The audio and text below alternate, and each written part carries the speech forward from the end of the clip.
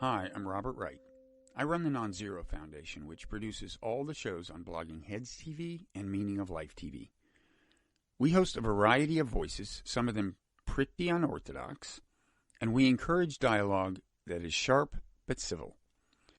We think fostering constructive conversation is especially important now that America and the world are looking kind of fragile. If you agree that our mission is important, I hope you'll consider helping us shoulder the cost. You can do that by becoming one of our cherished patrons at patreon.com/nonzerofoundation. That's NONZEROFOUNDATION. Thanks. We need your help, and we deeply appreciate it. Hello, my name is John Horgan. I am a science journalist. I teach at Stevens Institute of Technology, and I am an occasional correspondent on science and other stuff for Blogging Heads TV. And with me today is VInsel, who I think it's fair to say is a friend. We used to be colleagues at Stevens Institute of Technology, and then he went on to grander things. He is now at Virginia Tech. And one of the reasons I wanted to do this conversation is because Lee has a new book out that I'm hoping he can talk about. But also, I miss you, man. I mean, I miss you too, dude. I used to, one of the pleasures of being at Stevens was being in my office. I'd be grading student papers or some boring shit. And then you pop your head in and give me a hard time about something. Or exactly. Tell me about something that you'd read, and we'd have a conversation, and almost always the conversation, there was some like a problem or a conflict in the conversation that we kind of have to try to work out. And yeah, but that's enjoyable. That's good stuff.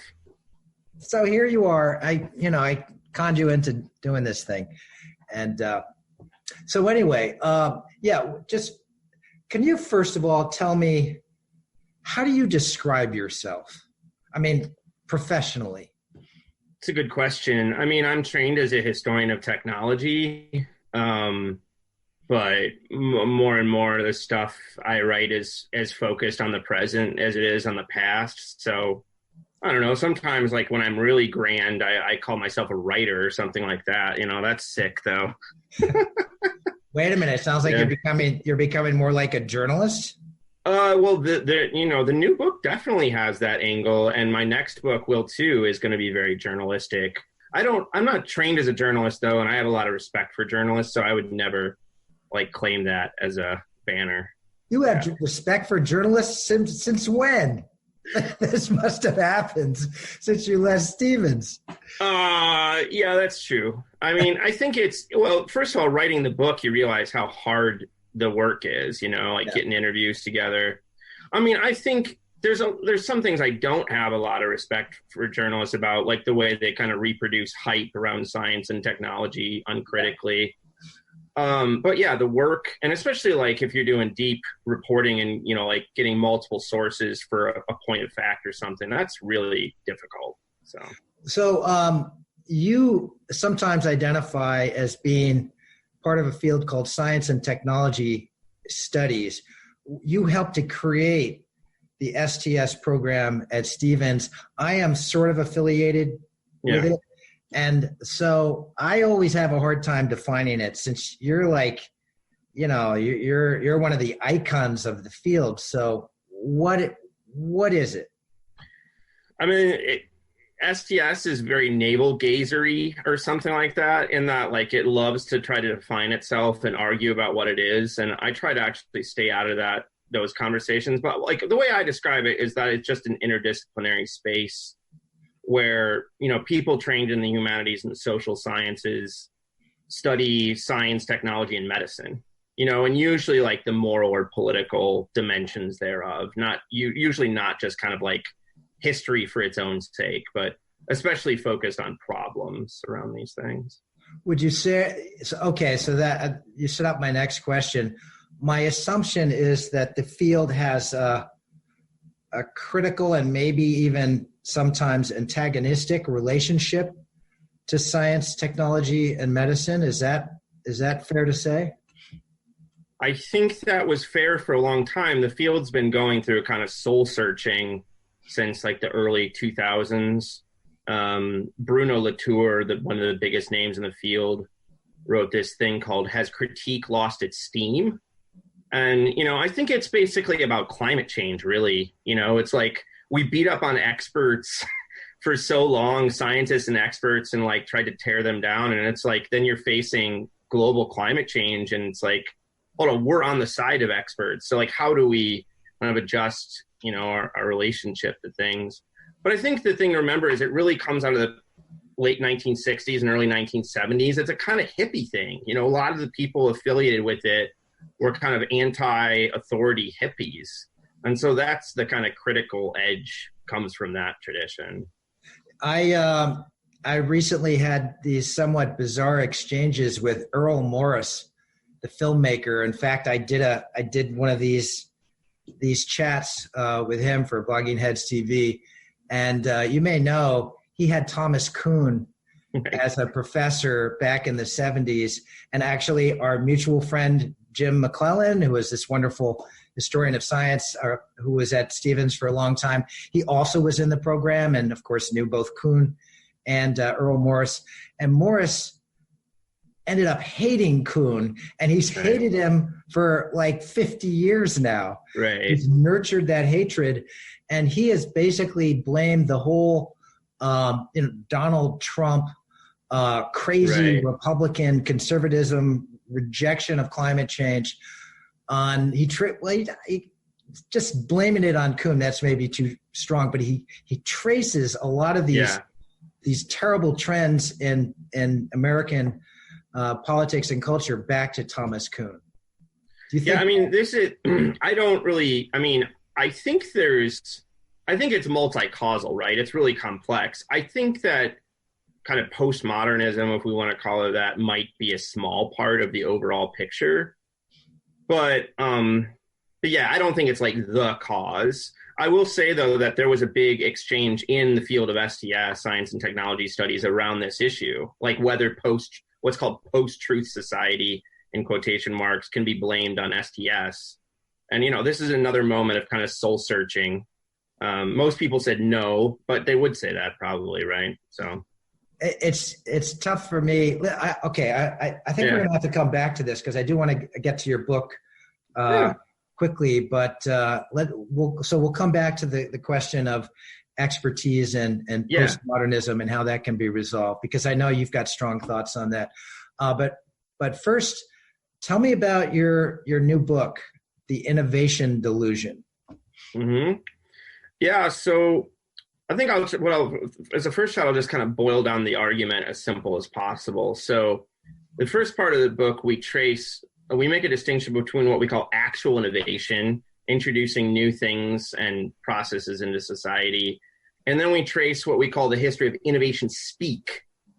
And innovation speak is how we've come to talk and think about technological change in the last 50 or 60 years. And first of all, there's no evidence that innovation speak leads to more innovation. So we've been talking about innovation more and more, but measures of innovation, like innovation's probably like leveled off or even declined since like 1970. So it's not getting us what we want. And then even more, and this is a big part of the book, is argument is that it distracts us or even leads us into delusion around other important activities and values. And the ones we emphasize in this book, though I think there's others we could talk about, are maintenance and repair and just the ordinary work of keeping things going. So, we reward and celebrate innovators. Engineering societies, for instance, all their awards go to innovators. Yet most engineers are actually doing like maintenance and operations work. So there's some kind of disjunct between kind of like, the way we talk about technology and the way we actually live with it. So I've heard, and I should say that you co-wrote this book with another guy who used to be at Stevens, another historian of technology named Andy Russell. And he also has gone on to grander things from from Stevens, but I've heard you guys talking about this. This started when you were still at Stevens. It was started at Stevens, yeah. Yeah, and I've heard you talking about it for years, and it's always struck me as kind of fundamentally a critique of capitalism, and with like sort of Marxist overtones. Is that fair to say? Yeah. I think there's a real deep question about whether this innovation speak stuff is just about capitalism. It depends on how you want to think about China and stuff like that, right? Because it's certainly hot over there too. I think that's right though, because ultimately it's about chasing growth, economic growth, and organizational growth. So yeah, I think it's very linked up with capitalism. And I don't know, I mean, I don't identify as a Marxist. I've definitely read a lot of Marx in my days. And, you know, I come from kind of a left theoretical perspective. So there's definitely a critique of, what the elite classes are doing and, you know, how they're trying to create profits for themselves and leaving behind workers and stuff like that. I think that's fair. So what are your takeaways? What should we do if you think that the sort of, you know, the innovators, the people that we idolize now in Silicon Valley, that would be the epitome of innovation, people like Steve Jobs, and, you know, they become multi-billionaires. And meanwhile, a lot of the people who are sort of holding society together, doing the work that needs to be done, these would be people who used to be in labor unions, I guess, are very poorly compensated. Are you suggesting that we need, I mean, what do we need? Like a reform of the tax code, or how can we change this, what is an imbalance? I mean, we decided not to end with like a laundry list of policies just because we think that, you know, that'll change over time. I mean, I think that it's fundamentally about kind of reorienting our culture's values to like see and value these people, right? The maintainers. And that can be done in organizations. So like, you know, if leaders get hip to these ideas and can kind of like get over their obsession with innovation or talking about innovation all the time, realizing like the contributions that these people are making to their organizations. I think that, you know, there's also quite a bit about the book about how we adopt, both at the level of like federal infrastructure, local infrastructure, and in organizations, we adopt all these technologies that we don't have the money to pay for down the road, right? So it's also a kind of wisdom, like trying to engender long-term thinking to think about like, what do we really need? Can we pay for it? Kind of a responsibility type thing. That also applies to like consumer goods in our own homes and lives. And then there's like big questions like, you know, do we need higher minimum wage? Do we need, do we need to go back to unions? But we kind of leave those very specific policy questions open at the end of the book. So thinking about your critique of innovation, I mean, going back years, I've been to, I think, 2 of the meetings that you've had on. Talked at one of them. Yeah, they're called the Maintainers. Mm-hmm. What I love about these ideas of yours and Andy's is that they apply really broadly. And once I started seeing things through your eyes, I started seeing this conflict between innovation and maintenance everywhere. One of the most extreme examples of an industry that I think has really become hooked on technological innovation is healthcare. And so, as you know, American healthcare is just a god-awful mess. We pay much more than any other country in the world per capita, and yet our healthcare outcomes are really shitty. You know, we're down around Costa Rica and Cuba and countries that spend a tiny fraction of what we spend. And the analyses that I've seen suggest that it's all the technology. Well, not entirely, but the technology is a huge contributor to our soaring healthcare costs. Well, like end of life, like I mean, I've learned some of this from reading your stuff on the issue, but like, you know, end of life care is really, really expensive and doesn't like really extend our lives or quality of lives that long. So I think we become very fixated on solutionism or something like that, or like, technological fixes to the human condition. When like maybe we get something better out of something much cheaper that's focused on preventive medicine, very boring stuff, like cutting your toenails and stuff like that, Right. taking care of yourself and having people take care of you when you get older. So I think that's right. Yeah. What about, are there any industries that you think are particularly dysfunctional because of too much reverence of innovation? Higher education. Like I think we to give an example, like universities all over the nation and the world, including Virginia Tech, are building these things called innovation campuses, like pouring millions and billions of dollars into these things with the claim that they're going to generate innovation and economic growth. And there's no evidence of that whatsoever, and meanwhile, it's just opportunity cost. So, Virginia Tech's building a $1 billion innovation campus for Amazon in Washington, D.C., part of headquartered too. Yeah. The unholy alliance of industry and academia. And the Defense Department, right? Because that's why Amazon wants to be there, is because their main money comes from the DoD. Right.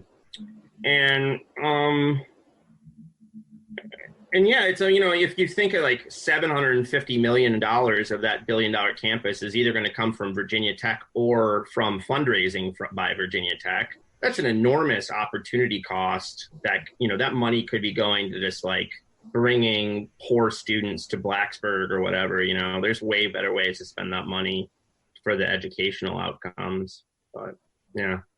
So here's another big idea that it seems is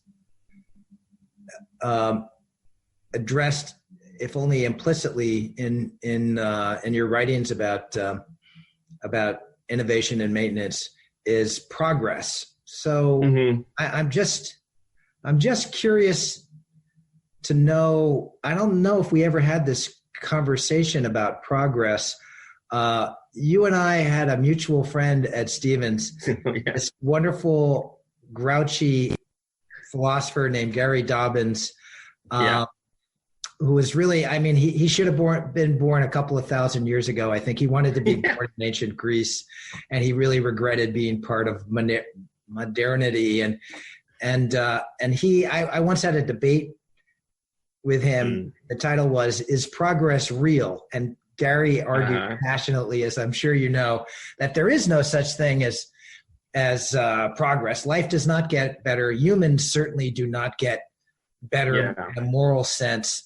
And I'm not sure where you fall in this debate. I think that's a really tough one. I think there's obviously technological and scientific progress. That's without a doubt. And I more and more I've been telling students, I have a lecture I use in most of my classes called "Modernity Equals Cheap Crap," and it's just about like the rise of mass production and like Walmart and Target and Amazon, and how we can just ship all this stuff to our house, and like so much of the like quality of life in modern times is about how we made things cheaper. Like more than 50% of poor people in the United States have air conditioning today, and it's not because our social welfare policies have become more generous. It's because we've made air conditioners way cheaper. Like you can pick them up for nothing. And so that kind of progress is like, I think there's no doubt. And then then you get into really deep questions like, is there not like moral progress in the sense of like ending slavery, the civil rights movement, gender, women's rights and gay marriage? This is, Gary and I we'd have endless debates about this stuff. but I think part of the, to go back to the book, part of the issue is if you run a Google Ngram, so this just search it, like looks at word usage over time. Use of the word innovation has been going up and up and up since like the 60s, basically post World War II. And I haven't run this word with the new Ngram that's been updated to the present, but it used to be, at least, use of the word progress started going down in the late 60s and early 70s. Huh.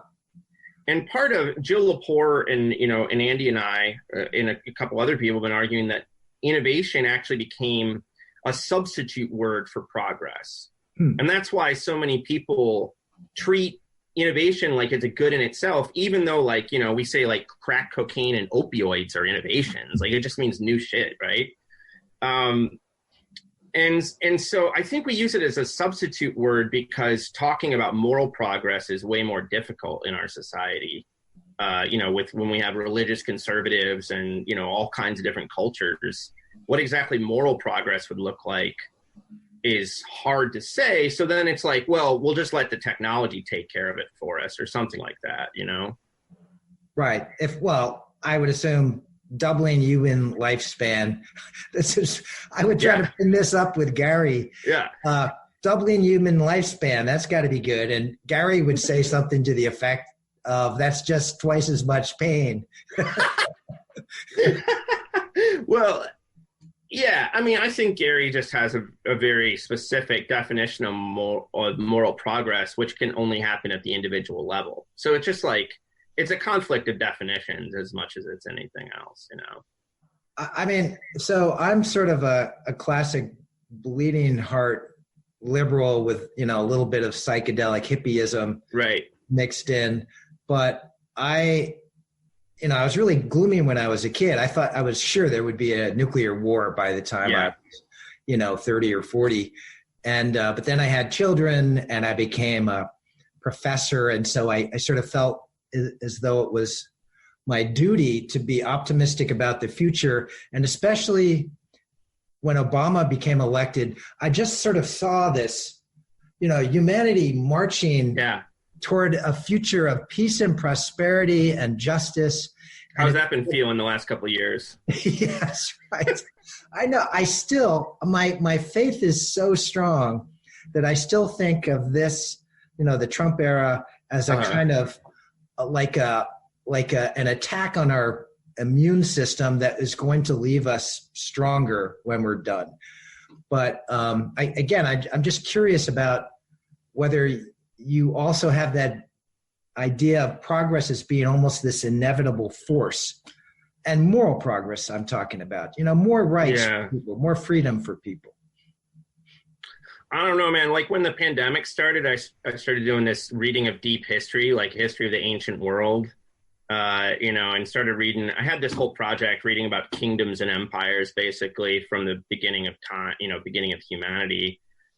And so many civilizations have come and gone, you know, and they thought they had it too. We can talk about Ashoka or whatever in India, and that he was a Buddhist. There was moral progress happening. Things were improving. Then people die and people start fighting each other, and like it goes away. So if it's true that there's like some kind of change, and now we're on this like line of improvement morally, I think we would have to explain what exactly that change is, right? Because it's not, you certainly can't apply it to all these other periods in history where like civilizations come and go, they get good, they get bad. I'd say that the big broad change, and it's of course not universal, but the really huge changes happened over the last century, and it's the spread of democracy. So depending on how you define democracy, there has been, there was a fraction of the world lived under a democratic regime, even like 100 years ago. And then you had totalitarian Russia and the Nazi regime and Imperial Japan, these states that were very undemocratic. They lost. Mm-hmm. And democracy has spread around the world. So I'm just exposing my naive liberalism here.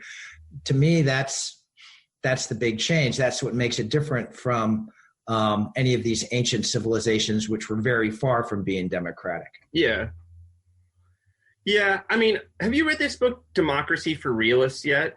I haven't. I think you would like that. I would love to talk to you about it sometime too. But there's ways of studying democracies that makes it look pretty dang bleak.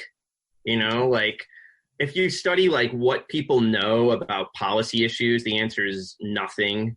And it's even worse than that. It's like people don't even know what their own party positions are. So Right. If you ask like Republicans what the Republican Party platform is, they get it wrong left and right, I think you see this alternative view in like debates around tribalism, so-called tribalism today, especially with, and this leads to, you wanted to talk about the Social Dilemma movie at some point, like how social media plugs into basically like these different warring factions and kind of stirs up their pre-existing passions or something like that, So that's, I think I have trouble being optimistic about democracy, especially when it comes to issues like climate change, frankly, Yeah. Oh, okay. That I totally forgot about the social dilemma. That was a reason why I asked you to do this, because you were trash talking that online. That's a great segue. Social Dilemma is this documentary that came out on Netflix pretty recently that's looking at big tech, not just social media. That the focus is sort of on that, but it's sort of big tech, what's sometimes called surveillance capitalism, and the insidious effects that it has. And it's a mix of talking heads, people mainly who are from the tech industry, and some of whom had very high-ranking positions within some of the biggest companies like Google and Facebook, and they're some of them are expressing their regret at what they've created, and it's also mixing in these dramatizations. Yeah, there's a family portrayed by actors, and some bad things are happening to them because of their addiction to their smartphones, and I thought it was really powerful, especially the part with the talking heads. And I wrote a column about it, and I posted that on Facebook. And then you reacted; you didn't like it so much. So tell me what your problems were with the documentary. Well, I think that they're talking in general. They're talking to people who are very close to the tech industry, or come from the tech industry, and so they're bought into the hype of the tech industry. Like I felt like the thing you wrote about was like not Horgan enough for me, because I feel like you're such like, if you look at your early work, it's such anti-hype around science, like complexity science or whatever, the various things you went after it. And I feel like the problem with this movie is that it really buys into the argument that Facebook is really powerful over our lives and can like control us. Mm-hmm. There's this one animated image where there's like their fingers are above us, like manipulating us like little puppets, like marionettes. Yeah. And I think the research, like if you look into research on online advertising, the click-through rate is terrible. They cannot induce us to do things. Yeah.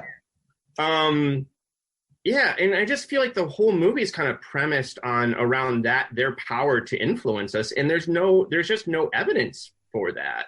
And so I feel like, sometimes I feel like movies and books of this nature are almost like they're like created by the online advertising industry to like sell its power. It's like, oh, it's scary, but it's like, no, like I think we can talk about how social media fits into all kinds of terrible stuff right now, like QAnon and the way our politics have become very fractured. But that's not about Facebook's or any company's ability to manipulate us. That's not the story. It's interesting. I thought, well, one one red flag that was raised for me was realizing that at least two of the most prominent talking heads are now invested in products that try to limit your time on social media. So it's like they've sort of monetized their complaints, which is it's the wonderful thing that capitalism does. It turns critiques into just another commodity. And you're right. What you're saying about these warnings being like a perverse kind of advertisement for the industry, it reminds me of some stuff that I've written about the pharmaceutical industry, where you had a book like Listening to Prozac, which came out in maybe 1990 by a psychiatrist named Peter Kramer, and he wrote about how these drugs are so good, Prozac and these other antidepressants, that they're changing what it means to be human.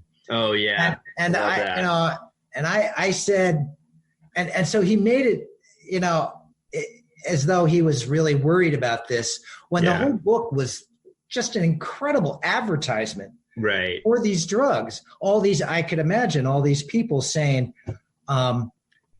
you're saying that I'll be better than well if I take this pill, that, I'll be so happy that it won't be really me anymore.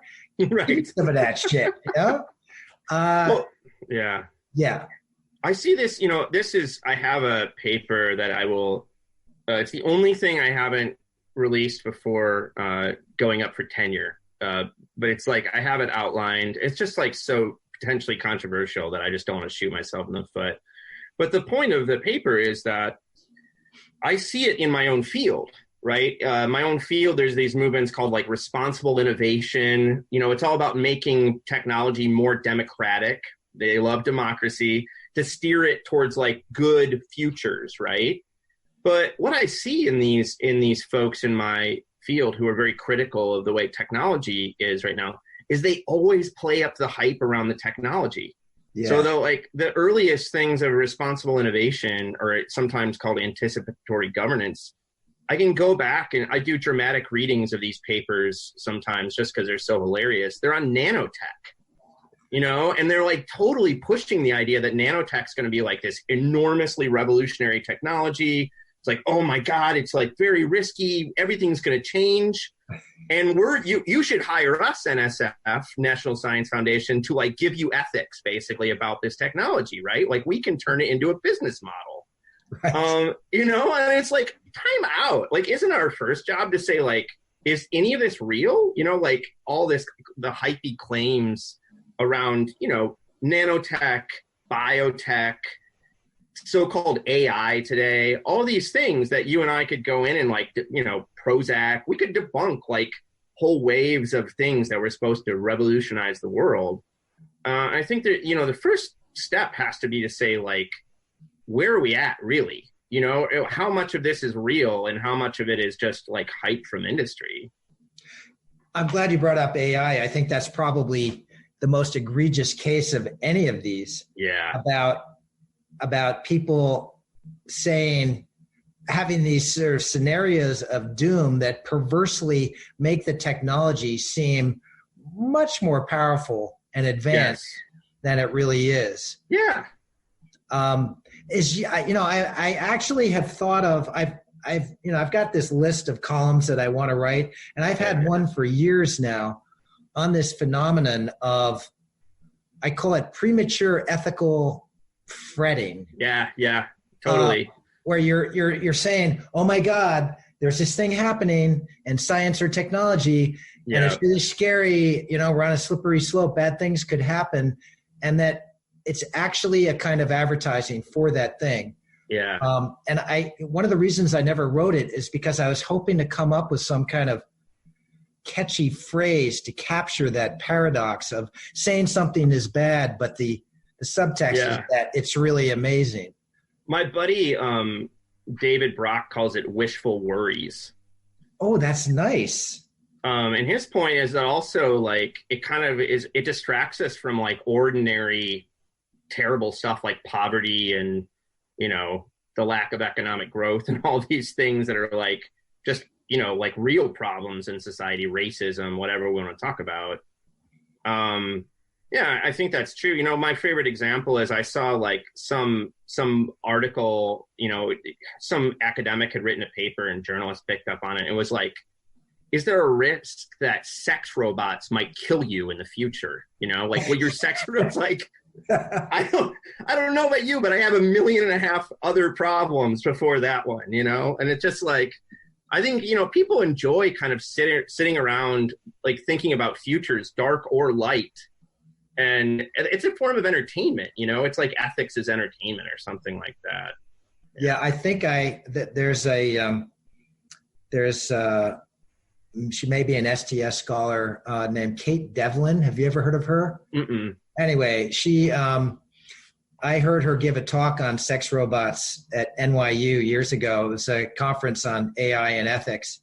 And she was imagining the ethical problems if you decide that your sex robot is sentient. Then is it, you know, right. You need to ask it for permission before you have sex with it and this kind of thing. The thing is, it's often, she was really funny. She was very witty, right. But you're right that it's, you know, then it's kind of a form of entertainment rather than a serious intellectual endeavor, you could argue. Yeah. Well, and it's like, you know, if you look at technology and economic growth in the last 30 or 40 years, like growth has not been happening that high. Productivity's not been changing that fast. There's a lot of long-term joblessness, non-participation in the workforce by young men, for instance, who are playing video games instead of getting jobs. There's this book, Deaths of Despair by Case and Deaton out of Princeton about like, it's mostly about non-college educated white people who are like killing themselves either by suicide, alcoholism, opioid addiction, all these things. So, I mean, I think the problem is like, so that's like a declinist kind of picture, right? It's like, in fact, there's not a lot of technical change and a lot of parts of our country are declining and people are living these really sad lives. Yeah. And I feel like this high-tech focus kind of hypey stuff is just like a distraction from, you know, our actual reality and the challenges that we face. AI is not going to save us from this, you know? Right. It's not going to save us, and I don't think it's going to be our doom either. Yeah.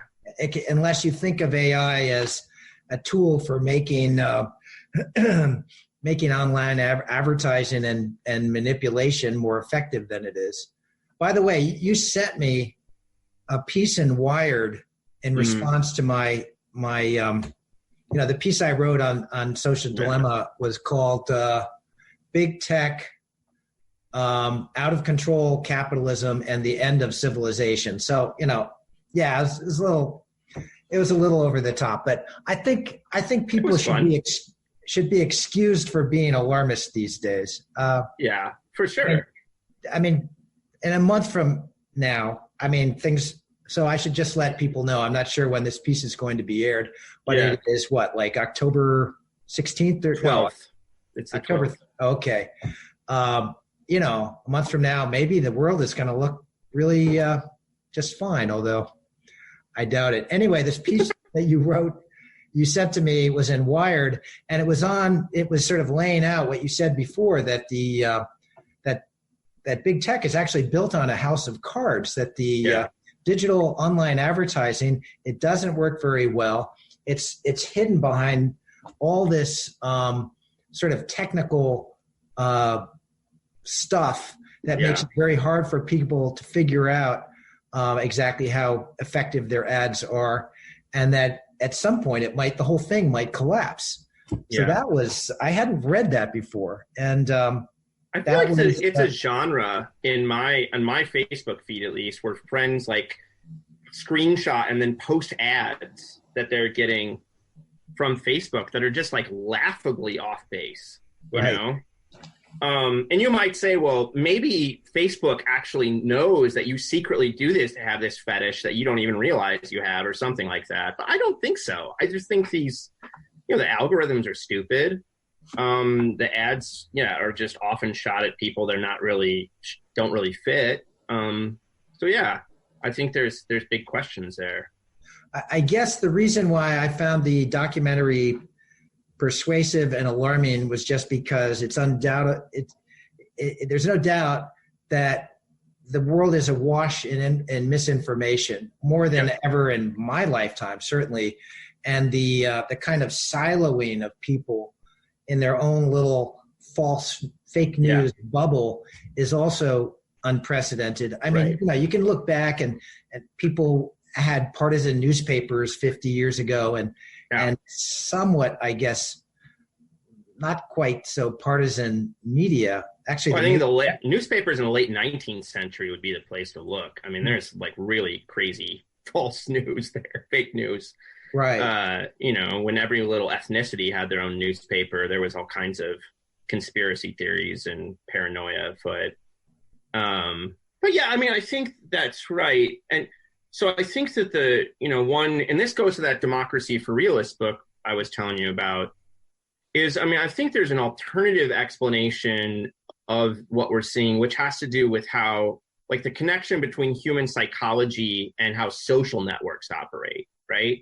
We've always been in these kinds of groups of like-minded people, although that's even gotten more extreme over time as the parties have become more conservative and more liberal, right? They've become more sorted is the way we've always had that. Now you give those like groups of like-minded people like information that's only they're passing around to each other, right? And, you see kind of like conspiracy type paranoia stuff on the left and the right. I think it's worse on the right for a variety of reasons, but I see my friends on the left say crazy things like Trump doesn't have COVID and it's all a hoax and Trump's going to do a coup anytime now. And there's crazy stuff on both sides.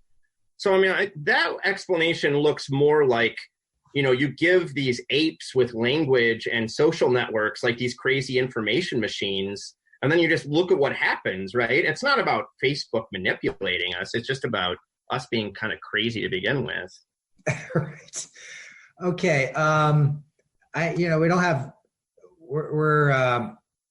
we don't have infinite time left. So I want to make sure I come back to the question of experts.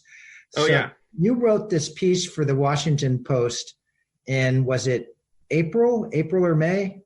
Yeah, or maybe March. It was early in the COVID thing. Yeah. Okay. And so just give us the summary of that piece.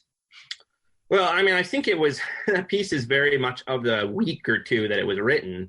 The argument, and it goes back to what we were saying about STS and lack of faith in experts and postmodernism and stuff, is that there's been an attack on expertise from the right and the left since like the 1960s, basically. Mm-hmm. And there's been a declining trust in government and I would say experts too, for all during that period. And then for a brief moment at the beginning of the pandemic, it was like people were mostly listening to expert opinion, right? Like there was a time when folks were staying home. Both parties were staying home for the most part. And so, it was just like a kind of like, wow, how did this happen kind of thing where we're actually listening to experts again. And I think it was naively hopeful that would continue, although, I'm not surprised that it became highly partisan in the way it has. So you wouldn't write that same essay now? No, I mean, I would still say, I would write it differently now. I would still say that what I would say is that what we're seeing on the right with the anti-mask protests and Republicans having a different view of Fauci and all this stuff is a continuation of this attack on expertise that's been going on for the last 50 years or so. What was happening at that moment was that people were actually listening to expert opinion. So this issue is really complicated for me, because it's so entangled with values and politics. So you're right that I think the climate change sort of really forced some postmodernists to reconsider their views. Yeah. And because it's possibly this existential threat, and so our disbelief of it, our distrust of people like James Hansen, who've been saying for decades, this is a serious problem. We've got to do something about it. I don't want to be alarmist, but could cause serious problems at the very least for humanity. The problem I have is that as a science journalist, I see fields where the expert consensus is, I think, wrong.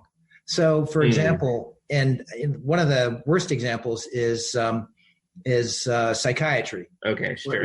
Where you've got the rise of psychiatric drugs. I already mentioned Prozac, the sort of the antidepressant era, and my reading of the literature, and I've just interviewed somebody recently about this, a critic of the pharmaceutical industry and its links to psychiatry, that these drugs don't work very well, and that on balance they may make a lot of people sicker. I also see problems in the cancer industry. I've written a lot about that. That that there's a huge gap between the hype that you get from the industry and the actual outcomes for people. Yeah. And so you can't just say, and I've written about this, you can't just say we've got to listen to experts, and if you're not an expert, shut the fuck up. Yeah.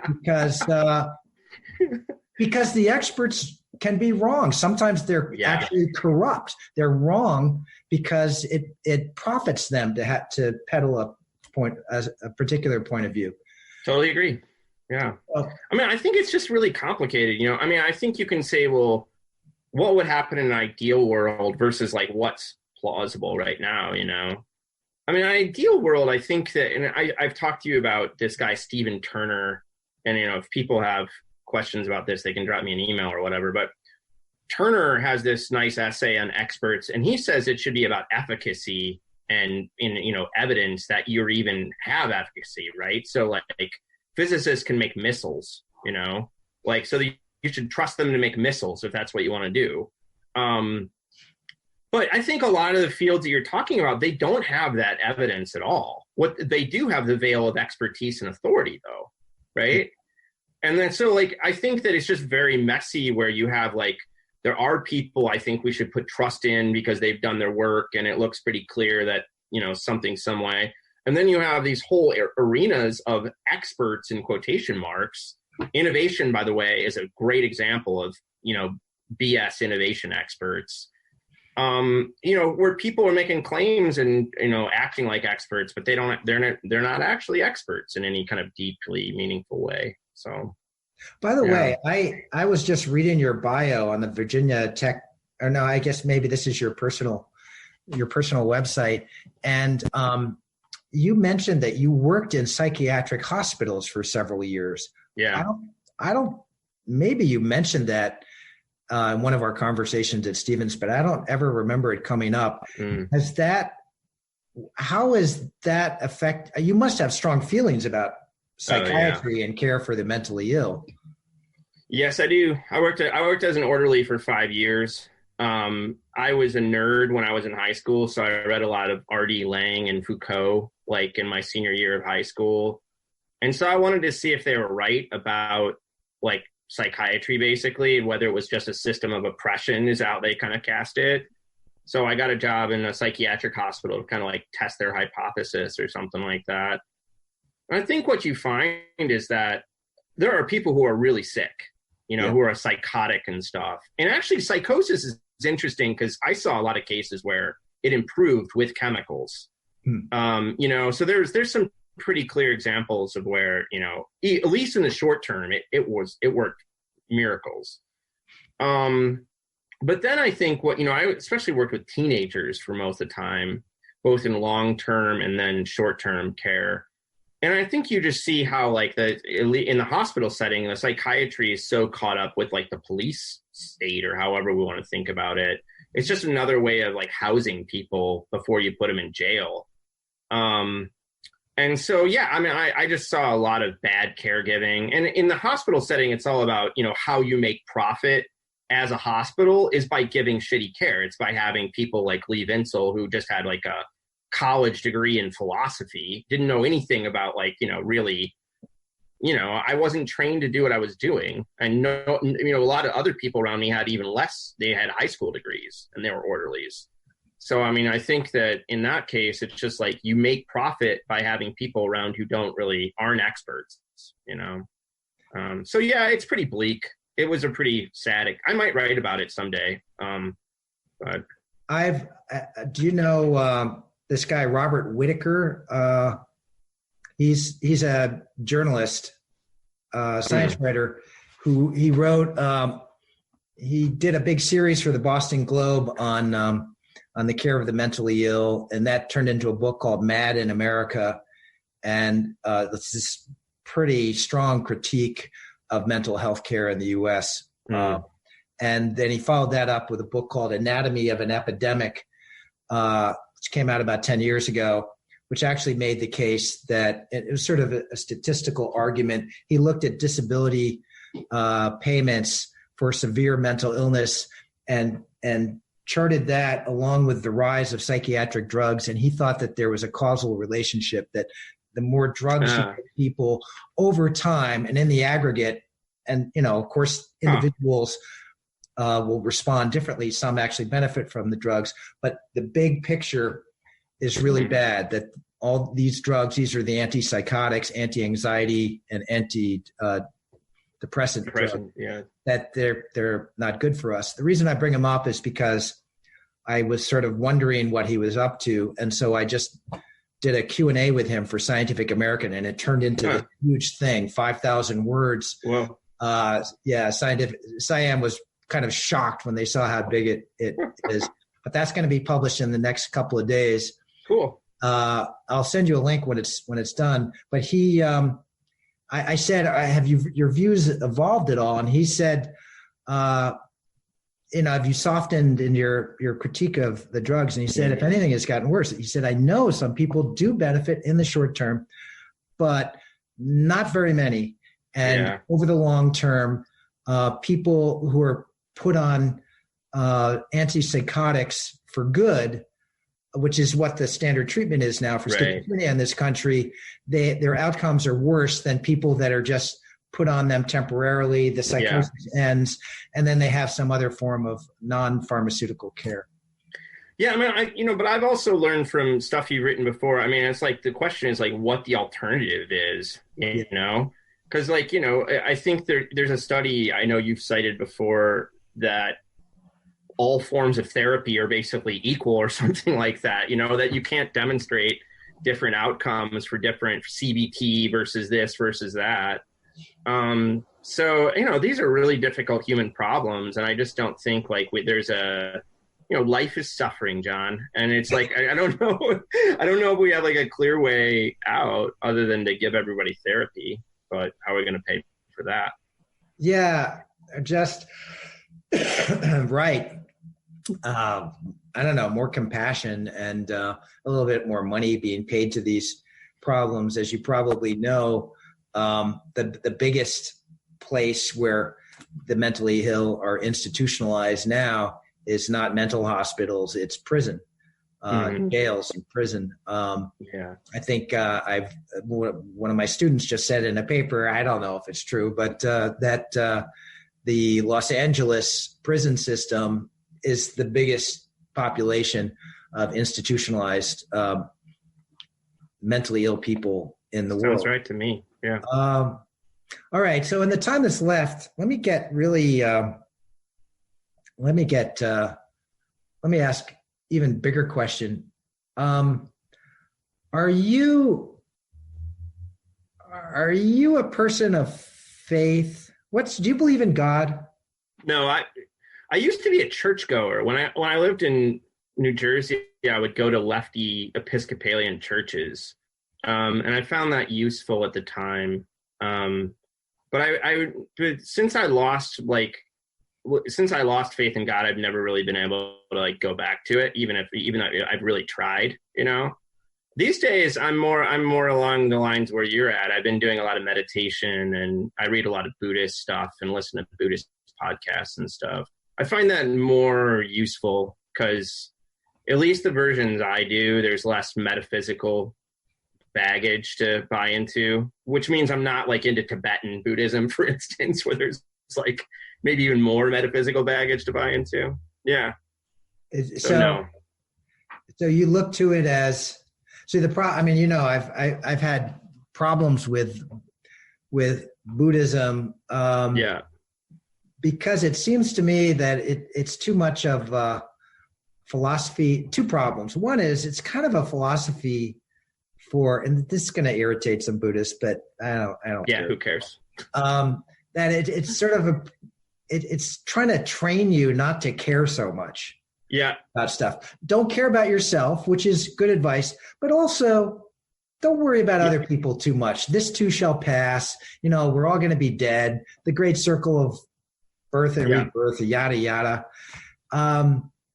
Another problem I have with Buddhism is that, Buddha supposedly discouraged inquiry into like the big questions. Where did the universe come from? And why is there so much evil and suffering and all that? He says, don't worry about that shit. Just grok the oneness of everything. I need consolation as much as the next person, and I need to sort of calm myself. I get too agitated sometimes, but I'm dissatisfied with Buddhism as well. I hear you, man. I think the tradition I mostly plug into is the Vipassana or insight tradition, which is like Joseph Goldstein and Sharon Salzberg and all those cats. Yeah. And it's mostly just pruned of, like I said, the metaphysical overhead for the most part. Though, I mean, they believe in reincarnation and stuff if you push them. But I think that I mostly am concerned with the first one. I think they would just disagree with you on your first point because they think like Buddhist meditation and compassion go hand in hand. Right. Though I think from a philosophical perspective, I think that they have a hard time making that argument. And then there's a kind of like, they just make that claim, that if you meditate, you're going to become more compassionate. It's like, and then maybe they'll say like, well, just do it and you'll see it's true. But I feel like there's just some kind of assertion there that is not well defended philosophically. So I've had conversations with the guy who created this website, this platform that we're on, Robert Wright. His last book was called Why Buddhism is True. I read it. He's combined Darwin and Buddha in this really interesting way. Darwin gives us the diagnosis for why we're so fucked up, and Buddha gives us the prescription for what we need to do to get out of it. And Bob is very adamant that the cultivating selflessness through meditation and mindfulness leads to caring more about other people. Yeah. And the problem is there have been some attempts to evaluate this empirically, which you can imagine be difficult. But the attempts so far have not found that there's a correlation. And I like bringing up all the bad gurus. I mean, dude, I would love to write a book on that, like all the sex stuff. And there's so many bad gurus we're not just in general, but in Buddhism. There's all these like heads of Buddhist, groups in the US have fallen out because of usually sex, sometimes money. Well, Buddhists have a whole very interesting discussion about this because some of them are are therapists, for instance, like psychoanalysts. And they think that Buddhism, the way it's been done, kind of tends to ignore what they call the shadow or dark sides. And that you need to deal with in another way, not just by meditating, right? Like you need to face the darkness. So they have a whole interesting conversation about why this is the case. But I totally agree. One guy I listened to recently, Barry Magid, I can't remember how to spell his last name. He says enlightenment isn't all it's cracked up to be. This is what he's talking about, is there's so many people who are like, really chill to be around and they meditate like, crazy. And yet they're like immoral. You know, they're like screwing their students and stuff. So, yeah. I mean, to me, it just means that there's no solution to the human condition. This is kind of what my next book is about, software and like the fantasies that we put onto computers and software that it's going to, solve all our problems. And it kind of has a Kierkegaardian or, like Wittgensteinian argument that it's like the one title I'm working with is like All Too Human, how like we won't get, it has a long subtitle right now. It's like how we'll only get the most out of our digital tools when we stop running away from ourselves. And my point is that like, yeah, I think that's right. We're just like, I think we're constantly craving method, to deal with being us and being like dealing with suffering and all the problems of human life. And I think all through history and, religious gurus fit this mold, people have been offering us solutions to our condition. And now it's like consultants and, pop psychology gurus and psychiatrists and all these people, they come along and we really want to believe there's some kind of solution. We'll pay money to like, get the solution to life, but it's just like that's not what is going on here. And we just need to face up to that. Yeah, I guess the way I look at it is I don't think there is a solution to life in terms of, being a good person and being a happy person. I mean, I believe there are good, happy people, but there's not a formula. Yeah. It might just be, luck of the draw. Exactly. And I don't believe there's an answer to the riddle of existence. Why are we here at all? Yeah. But I still compulsively seek those answers that I don't think exist. Exactly. I think that's what Wittgenstein says, is that's our problem, is that we keep going looking. We crave that, we crave those solutions. And even when we remind ourselves, we have this conversation like you and me right now, we're saying there is no such thing. In an hour, Lee and John will be looking like on the line for like some new like meditation technique or something, it's like, it's just so deeply in us. Yeah. It also is a career path. I mean, it's pretty, you can, you say life is meaningless, there is no answer, and then you can monetize that. Totally. That's my plan. Yeah. I was going to say something else a second ago and it just slipped my mind, but yeah, something along exactly these lines. Yes. Searching for something, even when you realize that it doesn't exist. Yeah. Okay, man. That's the traditional cutoff here. So, cool. Now I miss you even more. I miss you too, man. I love our chats. But it was really catching up. Yeah. That would be fun. Maybe sometime down the road, I'll send you some other stuff about AI, for instance. Maybe we can just chat about like AI hype at some point. Absolutely. And your new book sounds really interesting. So keep me posted on progress of that. You're writing this by yourself. This isn't with Russell. Mm-hmm. Okay. All right, buddy.